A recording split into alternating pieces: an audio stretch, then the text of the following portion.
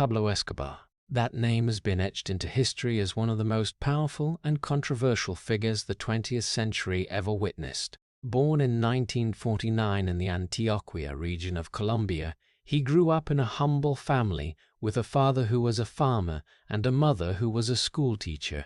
From the dusty streets of Medellín, Escobar rose to build an empire that few in the history of crime could match. In just 2 decades, he turned the Medellín Cartel into the world's largest drug trafficking organization, controlling most of the cocaine supply to the US market in the 1980s. At the height of his power, Escobar's empire was said to rake in tens of millions of dollars a day, making him one of the richest people on the planet. That money allowed him to build massive assets like Hacienda Nápoles, a vast estate with its own airport, a zoo, and luxurious villas. But Escobar's power wasn't just about money. In the eyes of many poor people in Medellín, he was a philanthropist. Escobar funded housing for homeless families, built soccer fields for kids, and supported neglected neighborhoods ignored by the government. To thousands of poor residents, he wasn't a drug lord but El Patrón, the man who brought hope and opportunity to communities that society had once abandoned. But behind that power and admiration was a life filled with violence and painful consequences. Escobar's empire was built during a time when Colombia was plunged into fear. Thousands died in the war between the cartel, the government, and opposing forces. Bombings, assassinations, and street violence turned Medellín into one of the most dangerous cities in the world. Young police officers, judges, and innocent civilians became victims of the war that Escobar helped create. And even for him personally, that power came with a terrible price. Escobar's life gradually turned into years of running and hiding, hunted by Colombian forces with US support. Friends and allies disappeared one by one, many killed or betrayed. His family, his wife and children, were forced to live under heavy protection and constant fear. Finally, on December 2nd, 1993, after years of pursuit, Colombian forces located Escobar in a house in Medellín. The chase ended on the rooftop as gunshots rang out. A few minutes later, the man who once controlled much of the world's cocaine market lay dead on the red-tiled roof. Pablo Escobar's story is therefore not just about power and money, but also about choices, ambitions, and the price an entire nation had to pay for that empire. If you want to continue exploring the dramatic story of how Pablo Escobar rose from a poor boy in Medellín to build an empire that terrified an entire nation, please subscribe to the channel and turn on notifications so you don't miss the next parts of this documentary series. After the name Pablo Escobar became a symbol of power and violence in the 1980s, many began looking back on his life to find answers to a basic question. What path led a poor boy to become the man who made an entire nation tremble in fear? That story begins in 1949. Pablo Emilio Escobar Gaviria was born on December 1, 1949 in Rio Negro, a small town in Colombia's Antioquia province. His father, Abel de Jesus Escobar, was a farmer working small plots of land with unstable income. His mother, Hermilda Gaviria, was an elementary school teacher. She had a major influence on Escobar's childhood and always believed her son could become successful if given a proper education. The Escobar family had many children and fairly limited economic conditions. Still, like many lower middle-class families in Colombia at the time, they tried to maintain a stable life through work and education. When Pablo was young, the family moved to Medellín. The city was growing rapidly in the second half of the 20th century. The population surged as workers migrated from rural areas to find jobs in expanding textile factories and industries. This growth also created many social problems.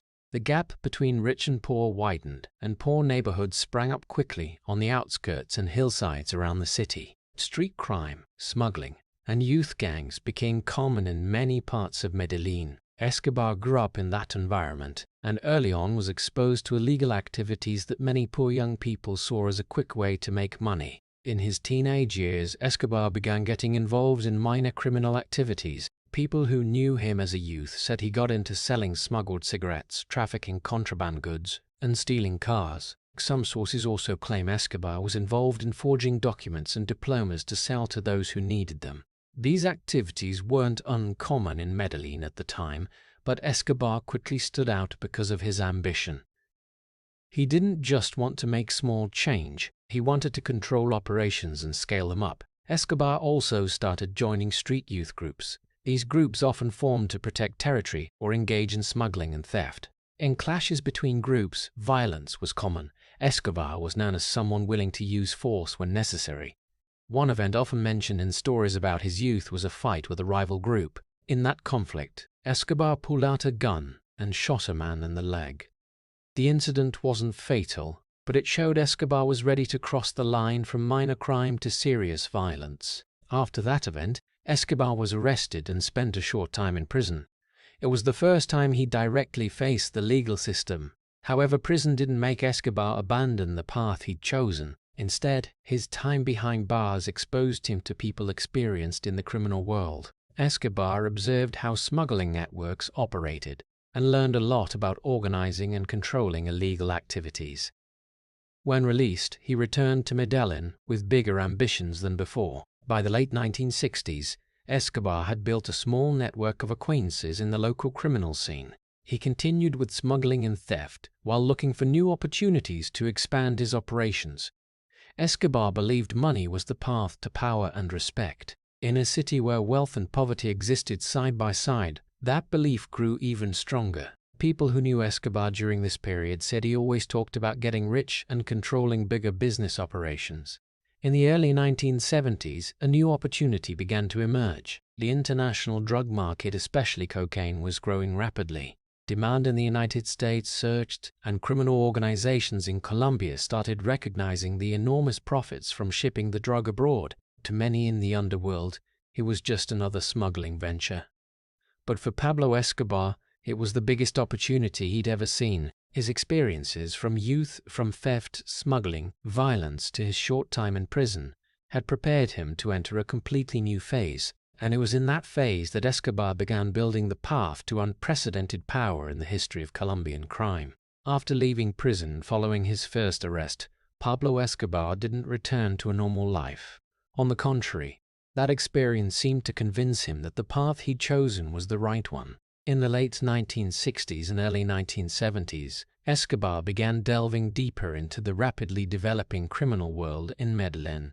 At first, his activities were still relatively small. He got involved in smuggling cigarettes, a commodity illegally transported across Colombia's borders to avoid taxes. Smuggled cigarettes brought quick profits and relatively low risk compared to other criminal activities. Escobar quickly understood how the black market worked. Goods bought cheap somewhere else, secretly transported, then sold at a higher price in the city. This was one of his first lessons in doing business in the underworld. Alongside cigarette smuggling, Escobar also got into car theft. At the time, stealing cars and reselling them in other cities, or stripping them for parts, was a common income source for street gangs. Escobar began organizing small groups to carry out these thefts. Instead of just participating directly, he gradually shifted to a coordinating role, finding buyers, arranging transport, and dividing the money among participants. These activities helped Escobar accumulate capital and build connections in the local criminal scene. He realized that money didn't just come from direct action, but also from the ability to control networks. Another activity Escobar took part in during this period was kidnapping for ransom. This type of crime was becoming increasingly common in Colombia at the time. Wealthy businessmen, landowners, or anyone perceived as having money often became targets of criminal groups. Victims were abducted and only released after their families paid ransom. Such cases brought in far more money than smuggling or theft. Escobar realized that in the criminal world, profit often came with higher levels of violence. He also began to understand that fear was a tool of power. In the process of these activities, Escobar learned an important rule of the underworld. The rule was simple but effective. Everyone has their price. If money wasn't enough to get someone to cooperate, then violence would take care of the rest. Later, this principle became known by a famous phrase in the Colombian criminal world, plata o plomo, literally meaning silver or lead. Silver stood for money, lead for bullets. The message was clear: take the money and cooperate, or face death. At first this rule was applied in small situations. A local cop might take money to look the other way on a smuggling shipment. A customs officer might get paid to ignore a suspicious load. But if someone refused, violence was often used to send a message to others. Escobar quickly recognized the power of this tactic. It allowed him to expand operations without having to use violence in every case. Once his reputation became scary enough, many would choose to take the money rather than confront him. In the early years of his criminal career, Escobar also began building a loyal group of associates. These people were often childhood friends, relatives, or young men who grew up in the same neighborhood as him. Loyalty in the criminal world is crucial, and Escobar understood that those who shared the same background were usually easier to trust. His group carried out various types of activities, from smuggling to theft. Gradually, Escobar became the natural leader of the group, not just because of his boldness, but also because of his organizational skills. During this period, Escobar also began showing ambitions far beyond ordinary criminal activities. Many people who knew him said that Escobar always talked about becoming extremely wealthy. He wasn't satisfied with small profits. Escobar wanted to build something much bigger, an operation that could bring in amounts of money that most people in Medellín couldn't even imagine. To achieve that, he needed a business with enormous profits. That opportunity began to emerge in the early 1970s when the international cocaine market started to expand. Demand in the United States grew rapidly, and criminal organizations in Colombia began finding ways to ship this drug abroad.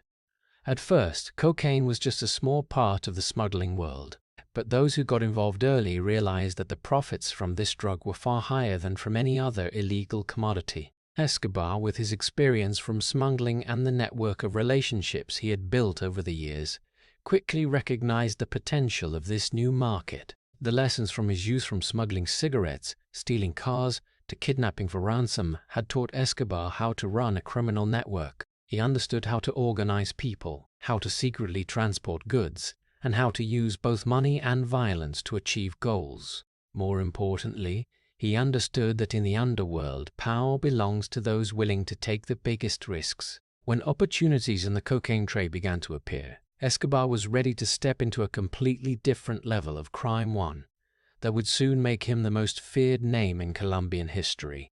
In the early 1970s, as Pablo Escobar began seeking bigger opportunities in the criminal world, an important change was taking place outside Colombia. In the United States, a new drug was rapidly becoming popular among the wealthy and in nightclubs.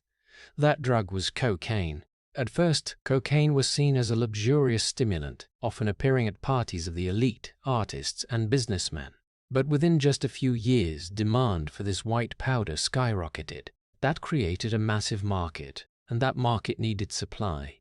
In Colombia, those involved in smuggling began to realize that cocaine could bring in greater profits than any previous illegal commodity. A kilogram of cocaine could be produced at relatively low cost in South America, but by the time it reached US cities, its price multiplied many times over. For those willing to take the risks, this was an almost unprecedented opportunity.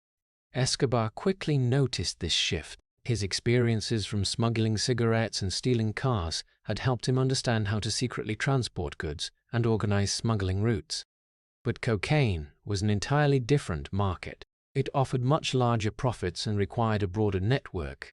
Escobar began looking for ways to get involved in this new business. One of the influential figures in the early days of the cocaine market was Griselda Blanco, a woman infamous in the criminal world with the nickname Black Widow. Blanco had gotten into cocaine trafficking very early and had connections to the US market, especially in Miami and New York.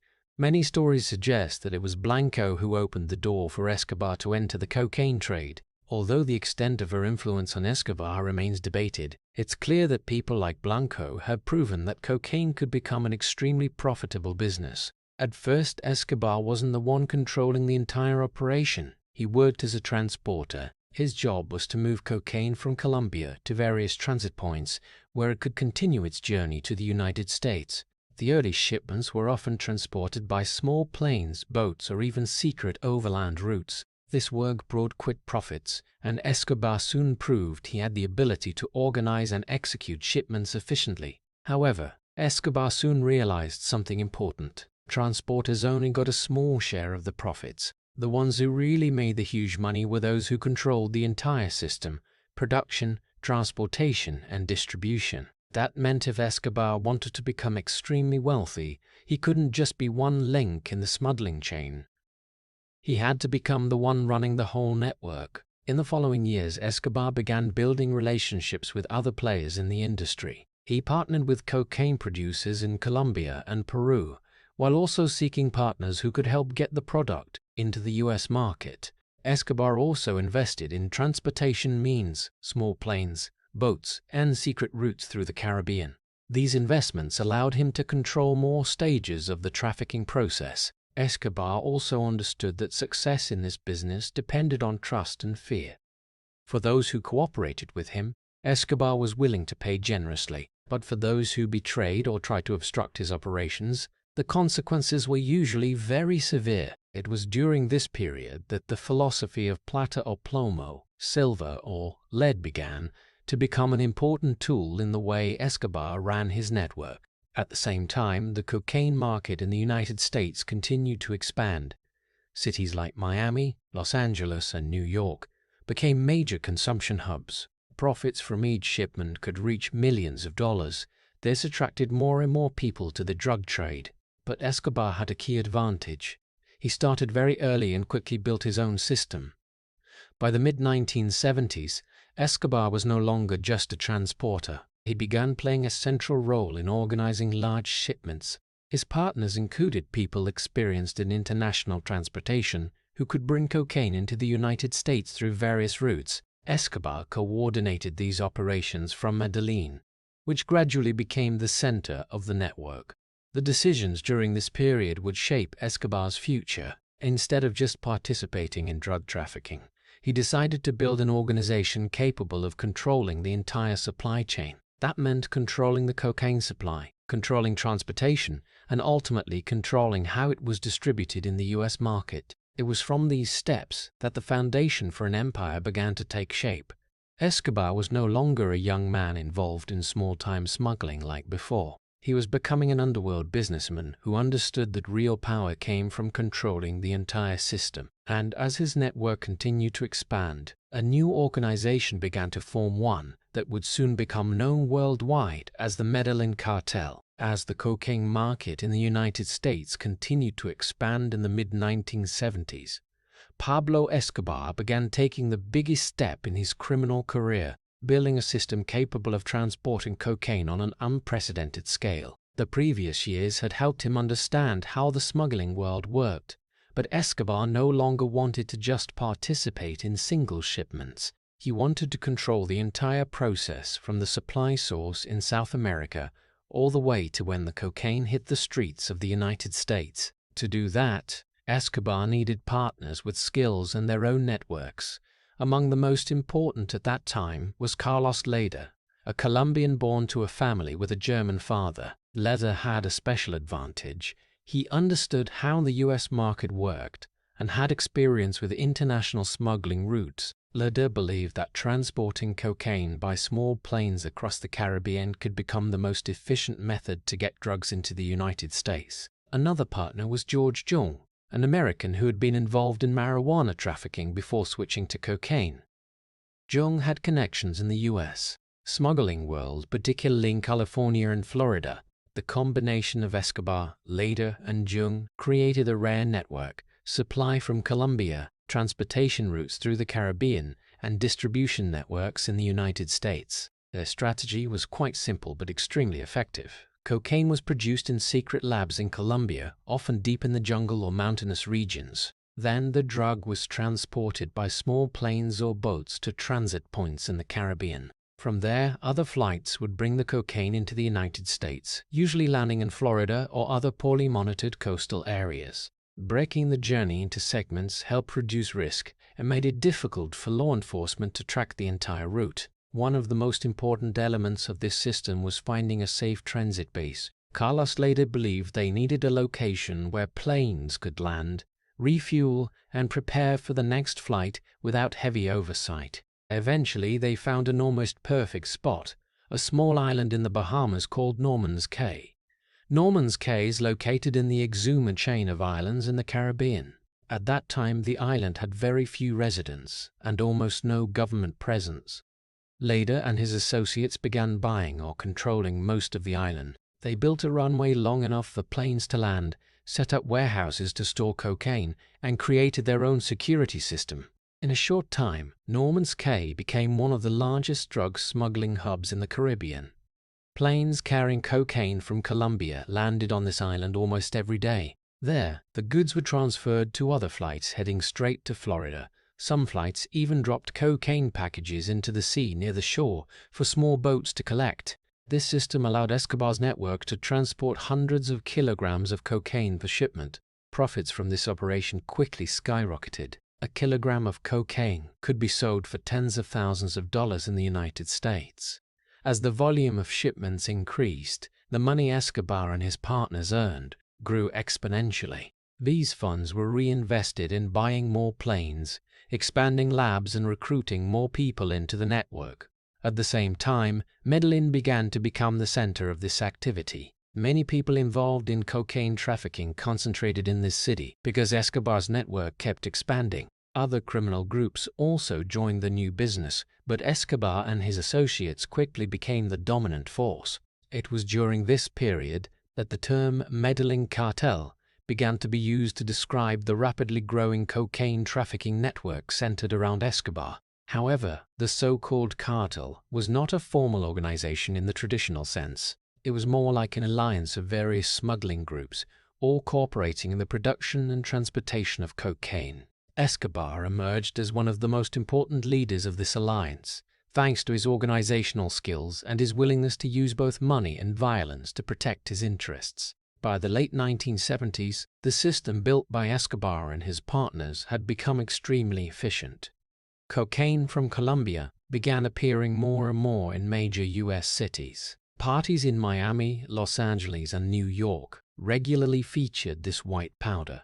Demand kept rising steadily, and Escobar's network was almost always able to meet the supply. People in the drug trade began to realize they were witnessing the formation of a new empire. Escobar was no longer just a transporter or a small-time smuggler. He had become the center of an international system connecting labs in South America with the world's largest consumer market. The birth of the Medellín Cartel marked a major turning point in the history of drug trafficking. For the first time, a criminal organization from Colombia could operate a global network on such a scale. And at the center of that network was Pablo Escobar, the man who was gradually building power that would have seemed unimaginable just a few years earlier. After the cocaine transportation network began operating efficiently through the Caribbean, the system built by Pablo Escobar entered a completely new phase. Shipments were no longer just small loads smuggled secretly. They became a continuous, highly organized operation, almost like an international business. The Medellín Cartel, the name the press later used to describe this network, was growing rapidly, and to maintain that pace, Escobar needed something more important than money: a transportation system capable of delivering cocaine to the United States on a large and regular scale. The main route of this system started in Colombia. Cocaine was produced in secret labs hidden in jungles or remote mountainous areas. From there, small planes carrying hundreds of kilograms of cocaine flew out to the Caribbean. Many stopped at transit points like the Bahamas before continuing. One of the most important points remained Norman's Cay, where planes could refuel and transfer cargo to other flights. Then the final legs headed straight to the United States, especially Florida, where the distance from the Caribbean was relatively short and border controls at the time were not yet strict. However, getting cocaine into the United States didn't just depend on routes. It also depended on people with special skills, pilots. Cocaine flights were often conducted at night, flying low to avoid radar and landing at secret airstrips or small airports. Among the most famous pilots involved in this network was Barry Seal. Barry Seal had been a commercial pilot before entering the smuggling world. He had experience flying many types of aircraft and was familiar with routes in the Caribbean and the southern United States. That skill made him extremely valuable to drug trafficking organizations. Seal could fly small planes thousands of kilometers without being detected by radar, land in remote locations, and return before authorities could react. One method Seal and other pilots used was flying very low, close to the ground or the sea. At such low altitudes, planes could evade many radar systems. This gave flights a chance to cross borders undetected. But flying low was also more dangerous, especially at night or in bad weather. Pilots on these missions had to accept huge risks, but the financial rewards were substantial. In some cases, planes didn't land directly in the United States. Instead, they flew over waters near Louisiana or Florida and dropped cocaine packages into predetermined areas. Small boats or people waiting on shore would quickly collect the packages before authorities noticed. This method reduced the risk of getting caught during landing and allowed planes to turn around quickly. The transportation system gradually formed an invisible highway in the skies over the Caribbean. Cocaine flights followed one after another from Colombia to the Bahamas, from the Bahamas to Florida, and then distributed to major U.S. cities. Miami became one of the most important hubs for the cocaine market. From there, the drug was forwarded to New York, Los Angeles, and many other cities. Along with the expansion of this route, the amount of cocaine transported also increased significantly. Instead of a few kilograms per flight, many flights began carrying hundreds of kilograms. This completely changed the scale of the drug trade. Profits rose at an unprecedented rate. A kilogram of cocaine could sell for tens of thousands of dollars in the United States. When hundreds of kilograms were transported per flight, the money earned could reach millions of dollars. Money began pouring into Medellín at an enormous rate. Escobar and his associates had to find ways to handle the ever-growing amounts of cash. Some was reinvested in expanding the network, buying more planes, building more labs, and recruiting more people into the system. Another part was used to bribe officials, police, and anyone who could obstruct the cartel's operations. The rest, Escobar began investing in land, real estate, and legitimate businesses to launder money. In a short time, Escobar didn't just become wealthy, he became extremely wealthy. People who worked with him said cash was stored in warehouses, in suitcases, even in large storage rooms because banks couldn't handle such massive amounts. Some later reports estimated that the Medellín Cartel could earn tens of millions of dollars a day at its peak. The success of the transportation system also made Escobar the central figure in the cocaine trade. Many other criminal groups in Colombia began depending on his network to get drugs abroad. This helped Escobar consolidate his power and expand his influence. He was no longer just a drug trafficker. He became the coordinator of a global network. However, the rapid growth of the cocaine market also began attracting the attention of the U.S. government. As drugs flooded major cities, law enforcement agencies started investigating smuggling routes from Colombia. This would lead to a years-long confrontation between the Medellín Cartel and international anti-drug agencies. But in the late 1970s, Escobar was still in the phase of expanding his power. The Caribbean transportation system operated almost continuously. Cocaine flights kept flying through the night sky, carrying shipments worth millions of dollars. And with every successful flight, Pablo Escobar's empire grew stronger. As the cocaine transportation routes from Colombia through the Caribbean to the United States operated almost continuously in the late 1970s and early 1980s, Pablo Escobar's power and wealth increased at a speed that even many in the criminal world could hardly imagine. Flights carrying cocaine to Florida, Louisiana, and other U.S. cities brought in enormous profits. Demand in the American market continued to surge, and the Medellín Cartel's network kept expanding. For Escobar, this was no longer just a smuggling operation, it had become a global industry. At its peak, law enforcement estimates suggested Escobar's network could earn between $60 and $70 million a day. That figure made him one of the richest people in the world at the time. Forbes magazine later even listed Escobar among the world's billionaires for several consecutive years. But unlike legitimate businessmen, most of Escobar's wealth existed in cash. Suitcases of money, cash storages, and rooms filled with dollars became familiar images and stories about his empire. The sheer volume of cash became so overwhelming that the cartel had to find creative ways to store and use it. Some of the money was buried underground or kept in farms and warehouses. Another portion was invested in real estate, farmland, and legitimate businesses to conceal its origins. However, even with those measures, Escobar still couldn't spend or use all the money his system generated. Many of his associates later said that every year the cartel had to accept losing millions of dollars because cash was eaten by rats or damaged during storage. As his wealth grew larger, Escobar began building symbols of his power. The most famous of these was Hacienda Nápoles, a massive estate located about 160 kilometers from Medellín. The ranch spanned thousands of hectares and was designed like a private kingdom. Escobar bought the land in the late 1970s and gradually turned it into one of the most luxurious properties in Colombia. Hacienda Nápoles had almost everything a wealthy man could imagine. At the center of the estate was a large villa surrounded by gardens and artificial lakes. But what made the place truly special were the amenities Escobar built around it. He constructed a private zoo with many rare animals like elephants, giraffes, zebras, and even hippos. These animals were imported from all over the world, creating an animal collection that few zoos in South America at the time could match. In addition to the zoo, Hacienda Nápoles had its own airport with a runway long enough for small and medium-sized planes to land. This allowed Escobar to travel easily between the ranch and the city without relying on public airports. The estate also featured multiple swimming pools, sports fields, and even a bullfighting arena, a popular form of entertainment in Spanish and Latin American culture. For Escobar, this place wasn't just a private home. It was a symbol of power and success. People invited to Hacienda Nápoles often described it as more like a huge resort than a ranch. Escobar hosted large parties where friends, associates, and celebrities could join. But behind the luxury was a tight security system. Armed guards patrolled the entire property, and only those Escobar trusted were allowed access to key areas.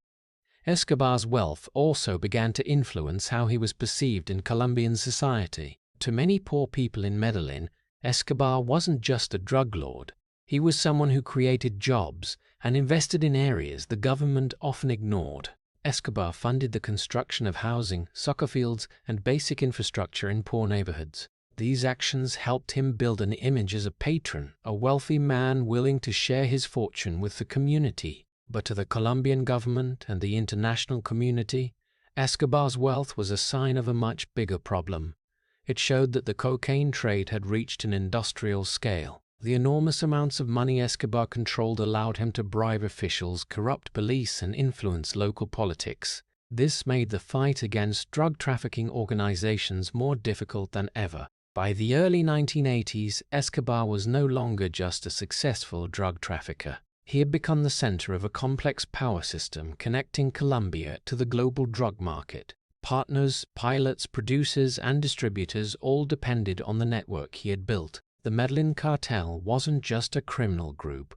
It was a structured organization with resources and the ability to operate across multiple countries. It was during this period that many began describing Escobar with terms far beyond a drug lord.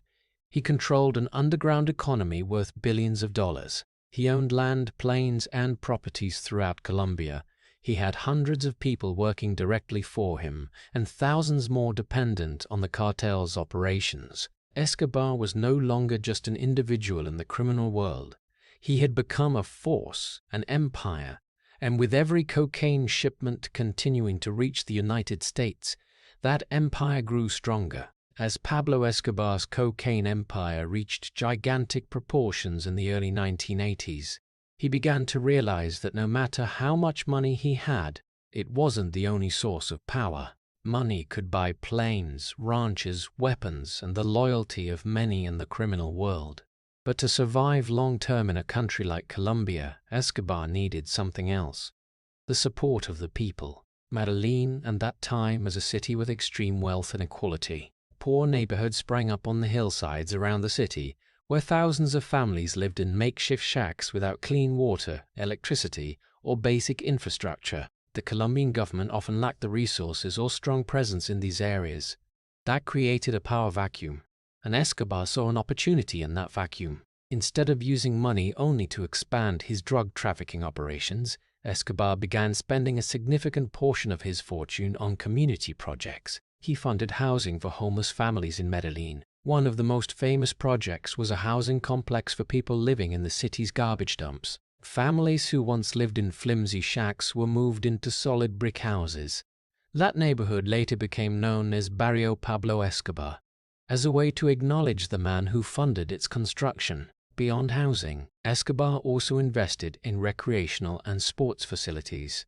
He built numerous soccer fields in poor neighborhoods. Soccer is the most beloved sport in Colombia, and building fields quickly made Escobar admired by many young people. Children growing up in the slums often saw Escobar's name on the soccer fields and community projects. This helped him build an image as a patron, a wealthy man willing to share his fortune with the less fortunate.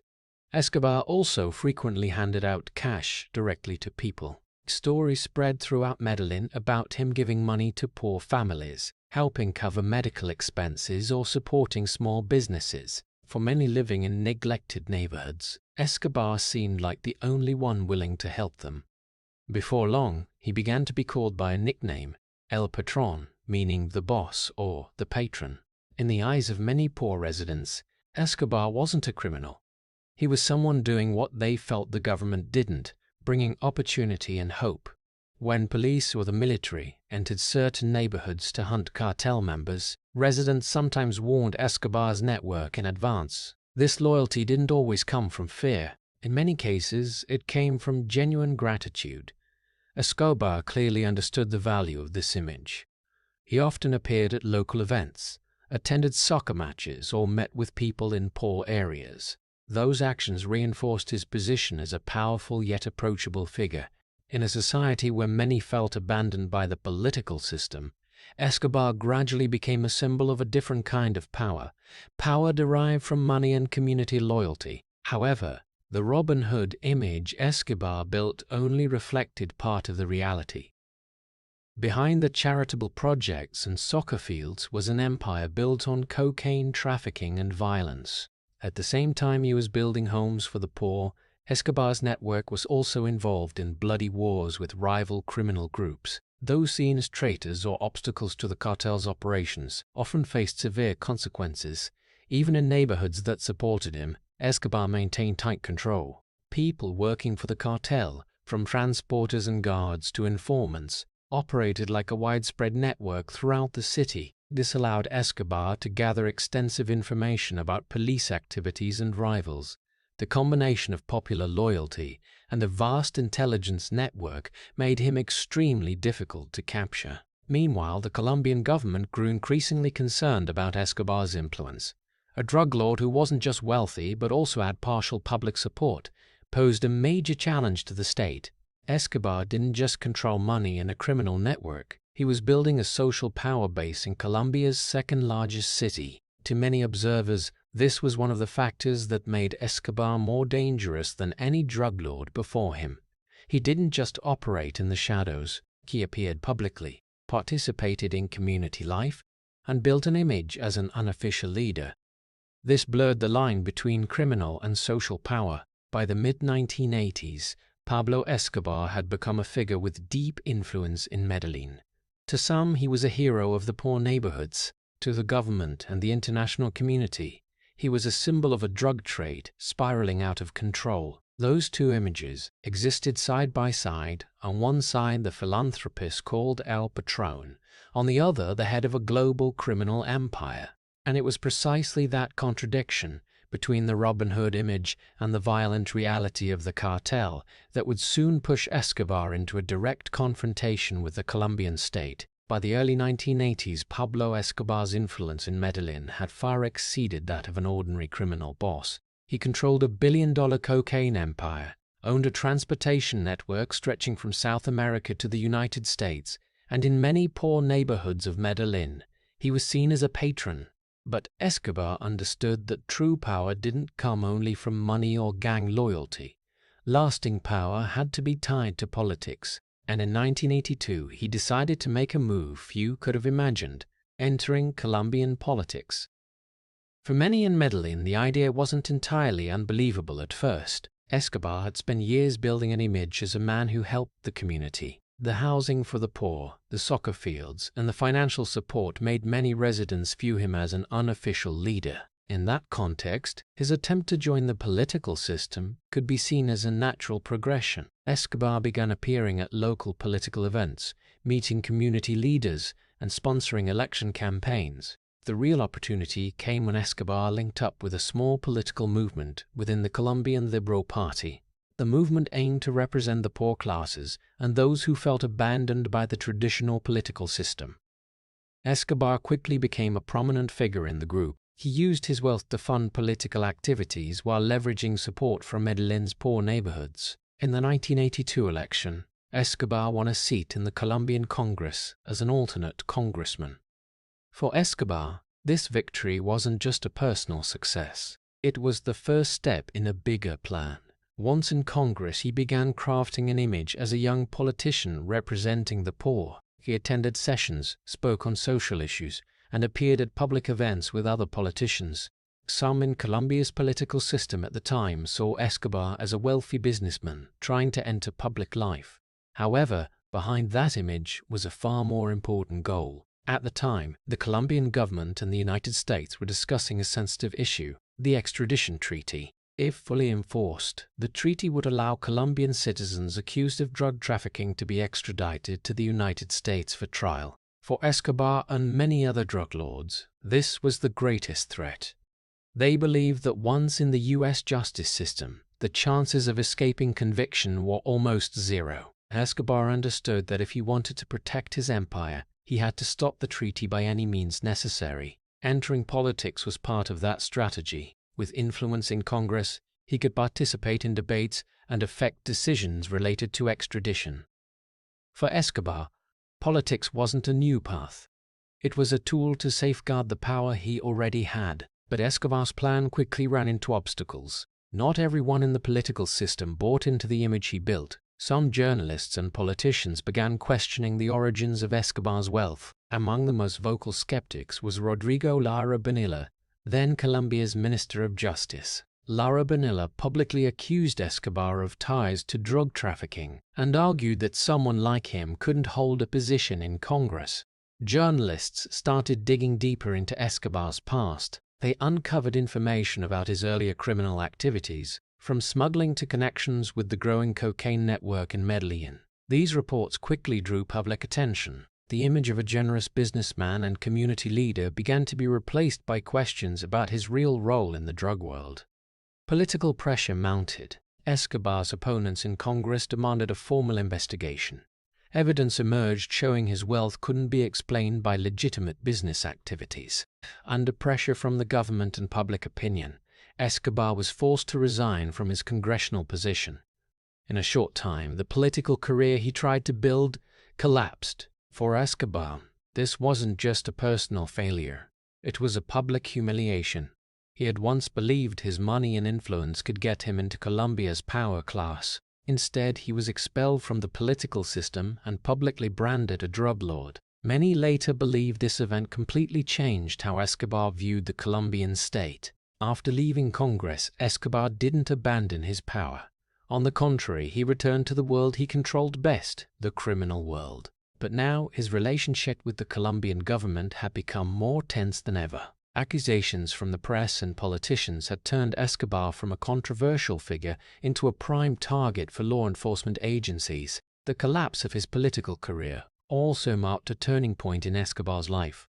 Instead of trying to integrate into the system, he began preparing for a direct confrontation with the state. And that confrontation would soon turn Colombia into a battlefield. After being forced out of Congress, Pablo Escobar realized the political door he once hoped to enter had slammed shut. Accusations from the press and especially from Justice Minister Rodrigo Lara Bonilla not only destroyed his image in the political system, but also made the Colombian government start taking the activities of the Medellín Cartel seriously. For Escobar, this wasn't just a personal defeat. He saw it as a betrayal and a humiliation, and his response would change Colombian history. In the world Escobar grew up in, conflicts were often resolved with violence. After losing his congressional seat, He no longer believed he could protect his empire through politics. Instead, he chose the path he knew better: war. Escobar decided to send a clear message to the Colombian government and anyone daring to challenge his power. On April 30, 1984, that message was delivered. Justice Minister Rodrigo Lara Bonilla was leaving his office in Bogotá when two gunmen on a motorcycle pulled up to his car. In just a few seconds, multiple shots rang out. Lara Bonilla was shot dead right on the street. The assassination shocked the entire country. For many Colombians, this was the first time a high-ranking government official had been killed by a drug trafficking organization. Although Escobar didn't appear at the scene himself, almost no one doubted who was behind the attack. Lara Bonilla had been one of the few politicians openly challenging Escobar and the Medellín Cartel. He had repeatedly called for investigations into Escobar's wealth and publicly labeled him a drug lord. His assassination sent a clear message: anyone opposing Escobar could become a target. But Escobar had underestimated the Colombian state's response. The killing of Lara Bonilla forced the government to act more decisively. Colombia's president at the time, Belisario Betancourt, declared that the country could not allow criminal organizations to control politics through violence. The government launched a major campaign to dismantle drug trafficking networks. One of the most important steps was reinstating the extradition treaty with the United States. This meant Colombian drug lords could be arrested and sent to the United States for trial. For Escobar and his associates, this was the worst-case scenario. They believed that in the Colombian justice system, they could use money and influence to avoid conviction. But in the United States, that was almost impossible. Escobar's response to this decision was clear. He and other Medellín Cartel drug lords began organizing a violent campaign to force the government to abandon the extradition policy. Government officials, police, judges, and anyone supporting the treaty with the United States became targets. Assassinations started happening more frequently. Police officers were killed on the streets. Judges received threats or were attacked. Some were kidnapped. Many others were forced to flee the country out of fear for their lives. Medellín and many other Colombian cities began experiencing an unprecedented wave of violence. Escobar also employed a tactic that became his trademark: plata o plomo, silver or lead. Officials were given a choice: take the money and cooperate with the cartel, or refuse and face the consequences.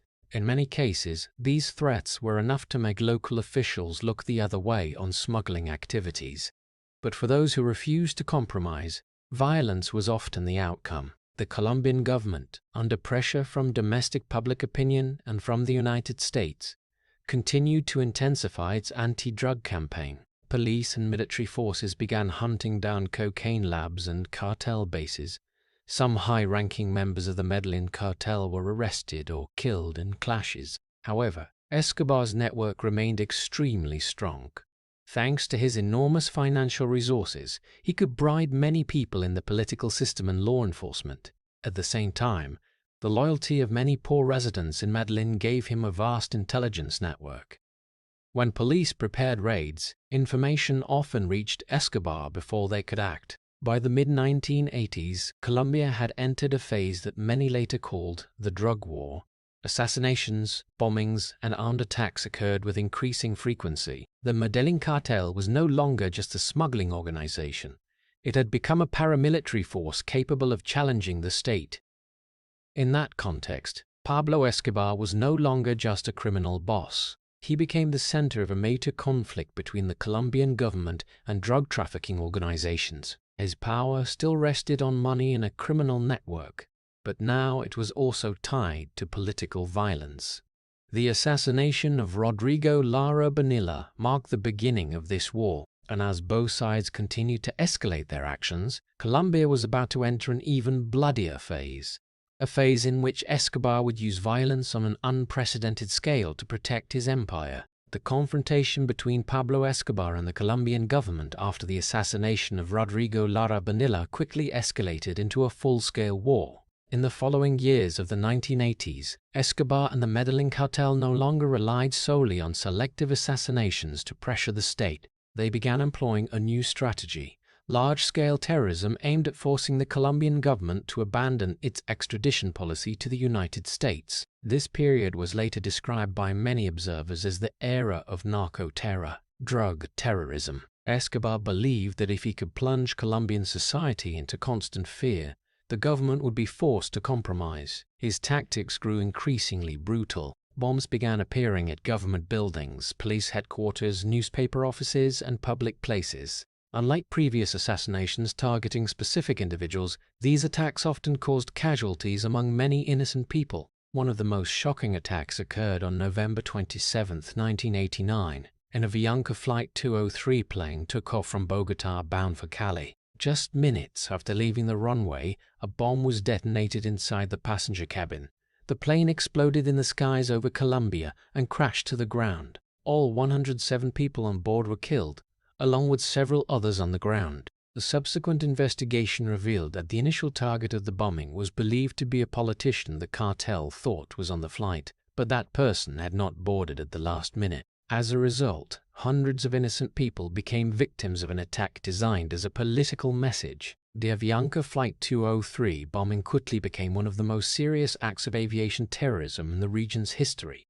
This was not the only attack. During those years, car bombs began appearing in the capital Bogotá and many other cities. One of the major bombings occurred near the headquarters of Colombia's security agency, when a truck loaded with hundreds of kilograms of explosives detonated in a crowded area. The blast destroyed surrounding buildings, killed dozens of people, and injured hundreds more. Images from the scene, shattered windows, burning cars, and collapsed buildings quickly spread around the world.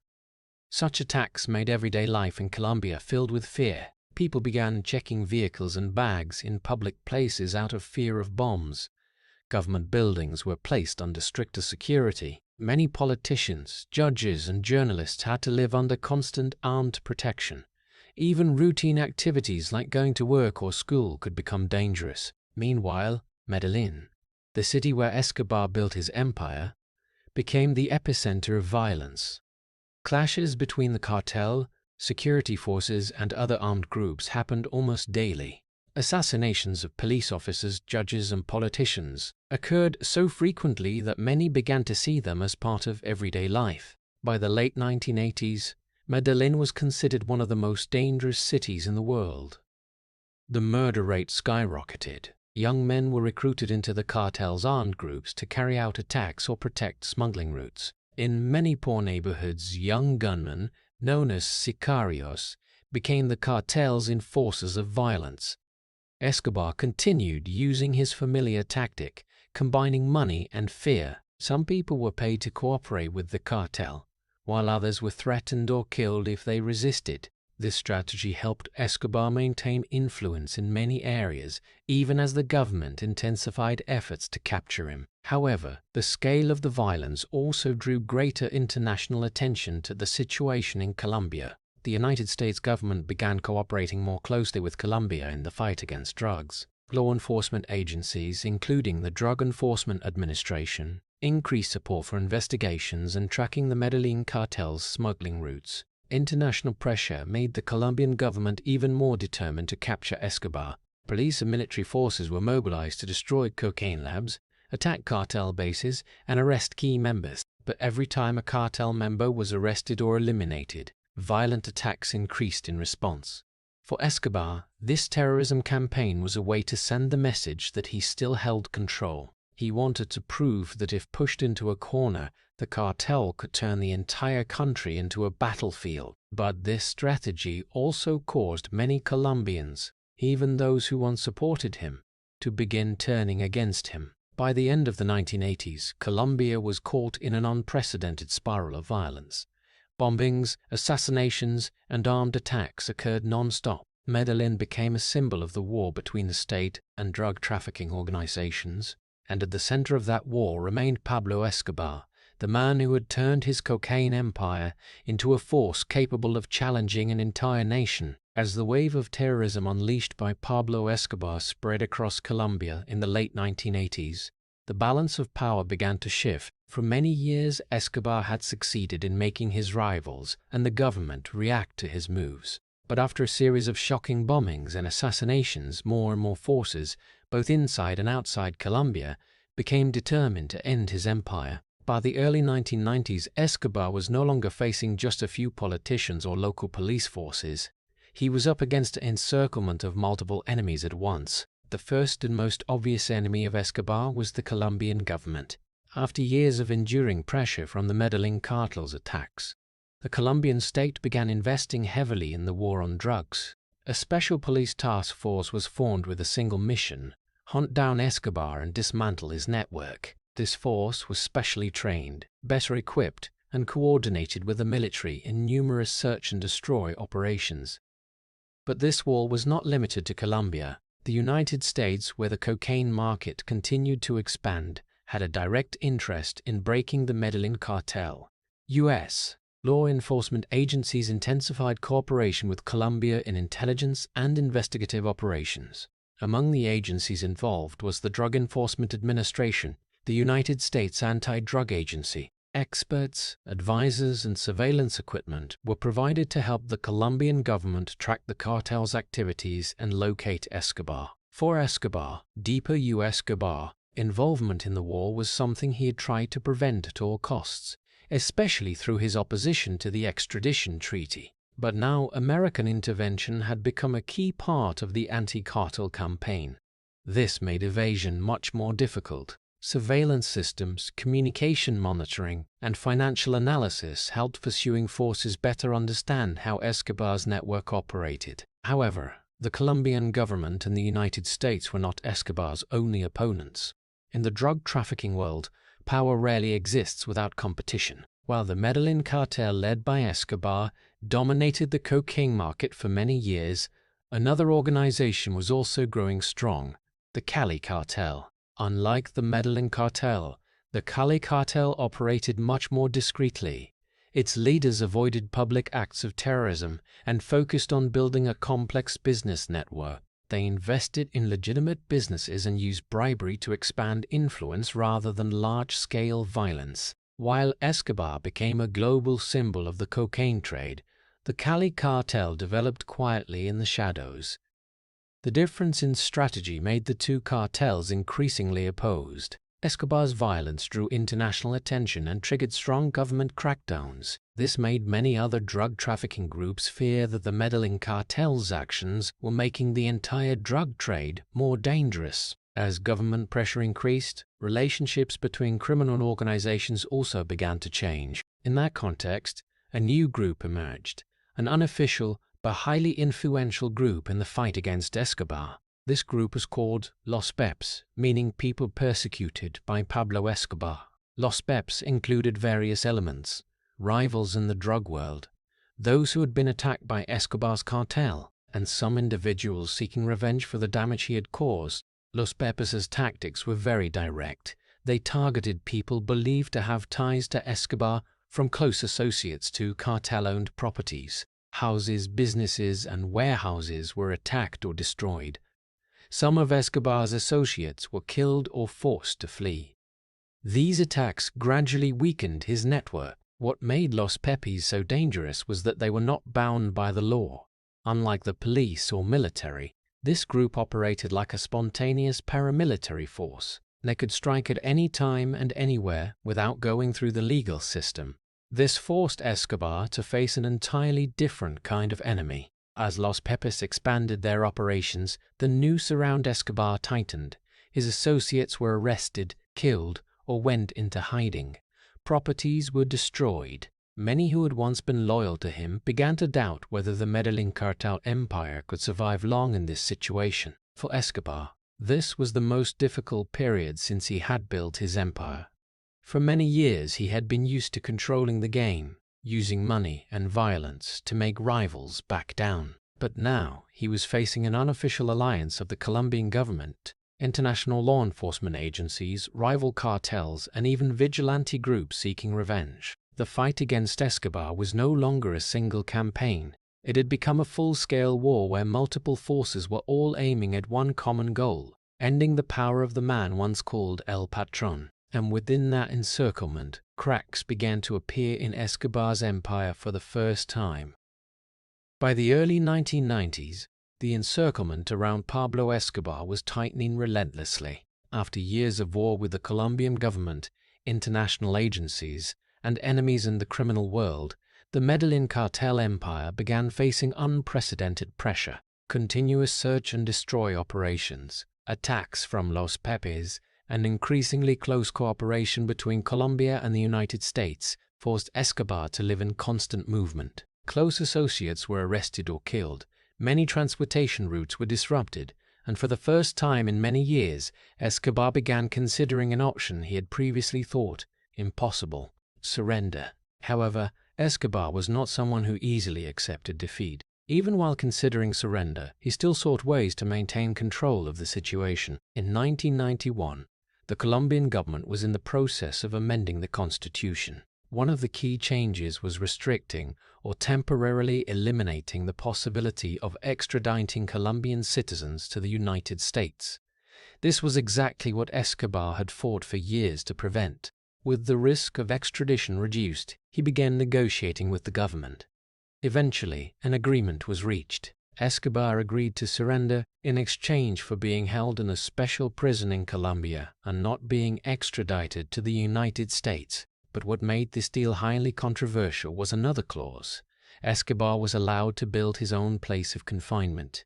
That prison was named La Catedral. It was built on a hill overlooking the city of Medellín in the Envigado area. Officially, La Catedral was a prison, but in reality, it resembled a resort more than a facility for holding a dangerous criminal. Inside La Catedral, Escobar had amenities that most prisons in the world could not imagine. There was a soccer field where he and his associates could play sports. There was a bar where alcohol and parties took place regularly. There was even a jacuzzi and various other recreational rooms. The bedrooms were spacious, fully furnished, and the security system was mainly controlled by people loyal to Escobar. Even more notable was that the Colombian government had almost no direct presence inside the prison. Official guards typically stood in the outer areas, while the interior of La Catedral was controlled by Escobar's men. This led many observers to conclude that the prison was essentially his own private fortress. During his time in La Catedral, Escobar appeared to continue running parts of the Medellín Cartel's operations. Close associates frequently visited him. Meetings took place inside the prison grounds, where decisions related to money and the drug trafficking network were still discussed. Some later reports suggested that communication lines from La Catedral allowed Escobar to stay in contact with cartel members outside. The existence of La Catedral quickly became a major controversy in Colombia. Many believed the government had conceded too much by accepting Escobar's conditions. Instead of being held in a strict prison, he seemed to live in an environment closer to a private resort, with considerable power and influence still intact. The situation became even more serious when reports emerged that Escobar had used La Catedral to settle internal cartel disputes. Some associates suspected of betrayal were brought into the prison and punished right there. Rumors of violence occurring within this prison area put enormous pressure on the Colombian government from the public and the media. Finally, the government decided that this situation could not continue. Officials began planning to transfer Escobar to a real prison, where he would be under tighter control and unable to continue running his criminal network. But Escobar quickly learned of this plan, and as the government prepared to act, Escobar once again proved he was not easily controlled. Before the transfer could take place, he escaped from La Catedral in 1992. This escape put the Colombian government in a major crisis. One of the world's most dangerous criminals, who had once been believed to have surrendered and been imprisoned, was now free again. That event marked the beginning of the final chapter in Pablo Escobar's story. After escaping from La Catedral, he returned to a life on the run. But this time, things were different. The Colombian government, international agencies, and even enemies in the criminal world were all determined to hunt him down. The largest manhunt in Colombian history was about to begin. Pablo Escobar's escape from La Catedral prison in 1992 shocked all of Colombia. For many months prior, the government had been criticized for allowing Escobar to live in a prison he himself had built. But when he disappeared from that place, the issue was no longer just criticism. It became a national crisis. One of the world's most powerful criminals, who had once controlled the global cocaine market, was free once more. Immediately after Escobar's escape, the Colombian government launched an unprecedented manhunt. The Special Police Task Force was reorganized and expanded. This unit became known as the Search Block, a specialized force with the sole mission of finding and capturing Pablo Escobar. Officers in the Search Block received special training and were given access to far greater resources than regular police units. But this campaign was not carried out by Colombia alone. The United States, which had been monitoring Escobar for years due to his role in supplying cocaine to the American market, also became more deeply involved in the hunt. Intelligence experts and advisors from the Central Intelligence Agency began assisting with communication analysis and tracking the cartel's networks. Additionally, U.S. special military units such as Delta Force were reportedly providing training and tactical advice to Colombian forces. This cooperation gave the pursuing forces new tools. Electronic tracking devices, positioning systems, and wiretapping techniques were used to monitor Escobar's and his associates' phone calls. Since Escobar often had to communicate with his family and close contacts, tracking those calls became one of the most effective ways to pinpoint his location. However, the government and international agencies were not the only ones pursuing Escobar. In the drug trafficking world, many other organizations saw an opportunity as the Medellín Cartel weakened. Escobar's biggest rival, the Cali Cartel, began expanding its influence in the cocaine market. Unlike the Medellín Cartel, the Cali Cartel operated more discreetly and avoided public acts of terrorism. As Escobar became the target of Colombia's entire security apparatus, the Cali Cartel gained the chance to seize smuggling routes and distribution networks. At the same time, the vigilante group Los Pepes continued attacks targeting those still loyal to Escobar. Los Pepes went after cartel properties, destroying houses, businesses, and bases believed to belong to Escobar. Some of his close associates were killed or forced to leave the country. The network that had helped Escobar evade capture for many years began to disintegrate. For Escobar, life during this period was completely different from his earlier days of power. Instead of living in vast estates like Hacienda Nápoles or in the prison of La Catedral, he had to constantly move from one place to another. Safe houses in Medellín and surrounding areas became temporary shelters. But every time Escobar stayed too long in one location, the risk of detection increased. One of Escobar's biggest challenges was the gradual loss of allies. In the past, his money and power had made many people willing to help him. But as pressure from the government and rival groups mounted, many began abandoning his network. Some were arrested and cooperated with authorities. Others were killed in Los Pepes attacks. Those who remained had to weigh whether continued loyalty to Escobar was worth the risk. Escobar also faced personal hardships. He still tried to maintain contact with his family, especially his wife and children, but every phone call could be monitored. Those conversations became one of the key clues that helped the search block pinpoint the areas where he was hiding. Throughout 1992 and 1993, the hunt for Escobar became one of the largest manhunts in Latin American history. Hundreds of police officers, soldiers, and intelligence experts joined the campaign. Houses were searched, phone calls were wiretapped, and intelligence information was analyzed non-stop. Even so, Escobar escaped the pursuing forces by a hair multiple times. He constantly changed locations, using the remaining loyal network to get advance warnings about raids. But with every narrow escape, the noose tightened a little more. By the end of 1993, Escobar was almost completely isolated. Many close associates had disappeared. The smuggling routes that once brought in millions of dollars a day no longer operated as before. Safe hideouts were becoming fewer and fewer. The manhunt that had lasted more than a year was approaching its end, and in Medellín, the city where Escobar had once built his empire, the pursuing forces were finally closing in on their target. By the end of 1993, the encirclement around Pablo Escobar was nearly complete. After more than a year on the run since leaving La Catedral, the network that once protected him had been severely weakened. Many close associates had been arrested, killed, or forced out of the game. The smuggling routes that once generated millions of dollars a day no longer functioned as they had.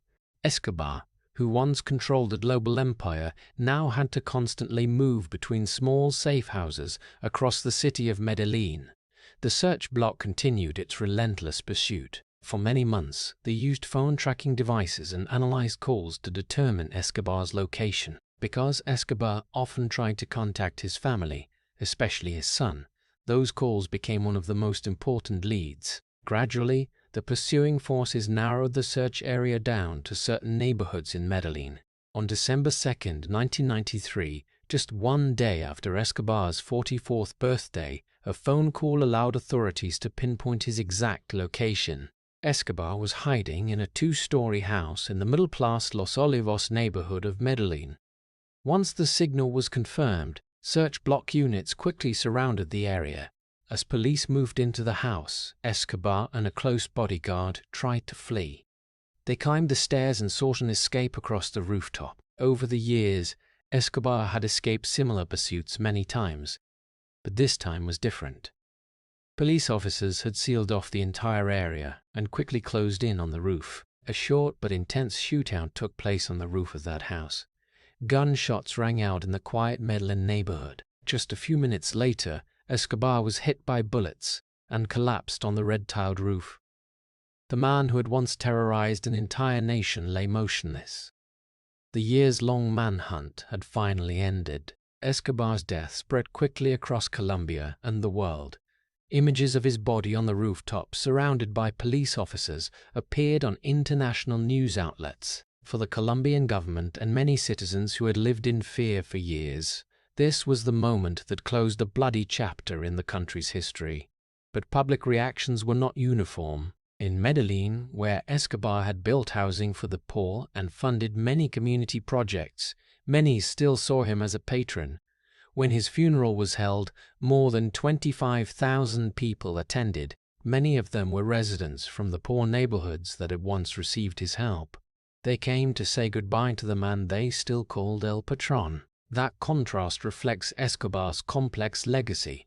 To the Colombian government and the international community, he was the mastermind behind thousands of murders, bombings, and a terrorism campaign that plunged the country into violence for years. To many poor families in Medellín, he was the man who built homes for them, provided jobs, and helped them escape life in the garbage dumps. After Escobar's death, the Medellín Cartel quickly declined. Remaining members were arrested or scattered, and power in the cocaine market gradually shifted to other organizations. However, the consequences of the Escobar era lingered in Colombian society for many years afterward. The story of Pablo Escobar therefore has no simple conclusion. He was the man who built a global drug empire and unleashed a level of violence rarely seen in modern Colombian history. But at the same time, he was a figure whom part of the population once regarded as a hero of the poor neighborhoods. And so the final question remains debated to this day. Was Escobar a Robin Hood of Medellín, or one of the most dangerous killers in the history of world crime? For many, the answer has never been entirely clear. The story of Pablo Escobar illustrates a very familiar paradox in history. Power and fame can be built very quickly, but the price society pays for it is often far more terrible. In the story just told, Escobar started as a poor boy in Medellín, growing up in an environment where he early on believed that money is power. From small activities like smuggling and car theft, he gradually built a massive cocaine trafficking system that delivered drugs to the United States through routes like Colombia to the Bahamas to Florida. The enormous profits, at times estimated at $60 to $70 million a day, allowed him to build symbols of power like Hacienda Nápoles and even enter politics in 1982. But the same story also shows a clear rule. Power based on violence and illegal money ultimately always leads to collapse. Bombings like Avianca Flight 203, the terrorism campaign in Bogota, and the war against the government turned Medellín into one of the most dangerous cities in the world. In the end, Escobar was no longer the El Patrón of an empire, but just a hunted man, forced to flee from one house to another until he was shot dead by the search block on a rooftop in 1993. For an American audience, The lesson from this story is not just about condemning drug crime. It also serves as a reminder that large-scale criminal systems always exist because of market demand and because of gaps in society, just as Escobar bought people's loyalty by building homes for the poor. In a democratic society like the United States, true strength does not come from quick money or personal power, but from the rule of law, community responsibility, and legitimate opportunities. Escobar's story is therefore not just criminal history. It is a reminder that the path of power based on violence may seem very appealing at first, but it almost always ends in isolation, collapse, and tragedy. If you want to continue exploring dramatic historical stories about power, ambition, and the people who changed entire nations like Pablo Escobar, please subscribe to the channel and turn on notifications so you don't miss the next documentaries. Thank you for following the story to the end, and see you in the next video with another equally controversial historical figure.